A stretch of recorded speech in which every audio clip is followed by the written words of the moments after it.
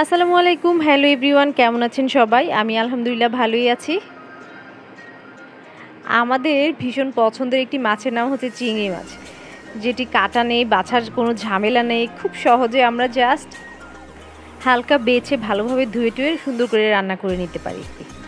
চিংড়ি দিয়ে মনে হয় হাজার রকম আইটেম করা যাবে, তাই না? আপনারা চিংড়ি মাছ কিভাবে রান্না করেন? চিংড়ি তো ভেজে খাওয়া যায়, চিংড়ি ভুনা খাওয়া যায়, চিংড়ি মালাইকারি করা যায়, চিংড়ি দিয়ে সবজি রান্না করা যায়, চিংড়ি দিয়ে লতি রান্না করা যায়, চিংড়ি দিয়ে শাক রান্না করা যায়। মানে এই চিংড়ি দিয়ে যে কত কি করা যায় সেটা আমার মনে হয় না বলে শেষ করা যাবে। তবে আমি এই চিংড়িটা সবচেয়ে বেশি পছন্দ করি ভুনা করে খেতে।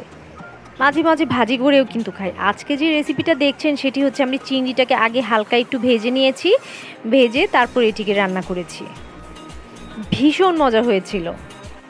আপনারা যারা কখনো এইভাবে খাননি একটু ট্রাই করে দেখবেন তো।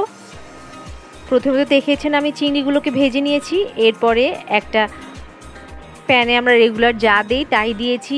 তেলের মধ্যে পেঁয়াজ ভেজেছে, যে এখানে লবণ দিয়েছি, গুঁড়ো মশলাগুলো অ্যাড করেছি। গুঁড়ো মশলা আপনাদের যেটা যেটা ইচ্ছা, খুব বেশি মশলা তো আসলে চিংড়িতে না দিলেও চলে। একটু মশলাটা কষিয়ে তারপর হচ্ছে একটা টমেটো ফালি করে দিয়ে দিয়েছি। তারপরে সেটি আবার কষিয়ে নিয়ে সুন্দরভাবে কষাতে হবে, অনেক সুন্দরভাবে কষাবেন, ঢাকনা দিয়ে দিয়ে কষাবেন। তারপরে আমার ভাজা চিংড়িগুলো আমি অ্যাড করে দিয়েছি। এবার মশলার সাথে খুব সুন্দর মতো চিংড়িগুলো মিক্স করে নিতে হবে। লবণ অ্যাড করে দেবেন, শুরুতেও লবণ দেবেন, পরে যদি আপনার কাছে একটু কম মনে হয় তখন আবার অ্যাড করবেন। এবার ঢেকে ঢেকে রান্না করবেন। রান্নাটি হতে কিন্তু খুব কম সময় লাগে।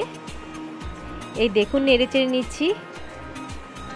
মানে কি যে সুন্দর লাগছে দেখতে, মনে হচ্ছে এখনই খেয়ে ফেলি। এবং সত্যি কথা এটি ভীষণ মজা হয়েছিল। চিংড়িটি কষানোর পর এখানে ঝোল দিয়ে দেবেন, যতটুকু ঝোল রাখতে চান সেরকম দেবেন। আর যদি শুকনো শুকনো খেতে চান তাহলে সেভাবে আপনি একটু পানি অ্যাড করে দেবেন, যেন সুন্দরভাবে এটার মশলা টশলা ওর গায়ের ভেতরে ঢুকে যায়।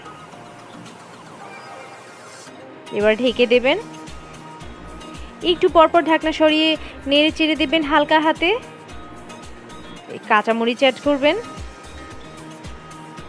একটা সময় ভীষণ কাঁচামরিচ খেতাম, কিন্তু আস্তে আস্তে যত দিন গিয়েছে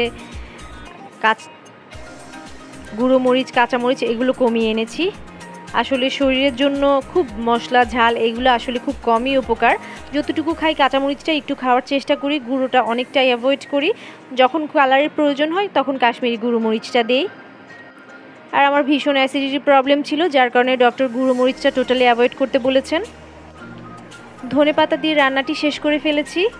দেখুন একটা কি সুন্দর কালার এসেছে, মন চাচ্ছে না এখনই খেয়ে ফেলি। এই রান্নাটি সাদা ভাত, পোলাও সবভাবে কিন্তু খেতে পারবেন। কেমন লাগলো জানাবেন। ভালো থাকবেন।